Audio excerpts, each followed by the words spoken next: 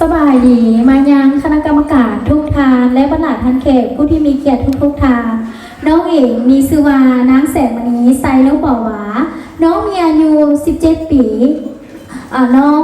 19 ปีขอโทษหลายๆเด้อน้องแม่นำเบอร์8วันนี้น้องจะมาร้องเพลงที่มีชื่อว่าเลือกคู่ชีวิตผิดเนาะ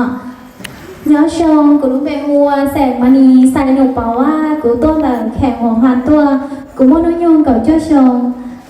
nấu no của là mua sang cao đầu bé no mua bé thì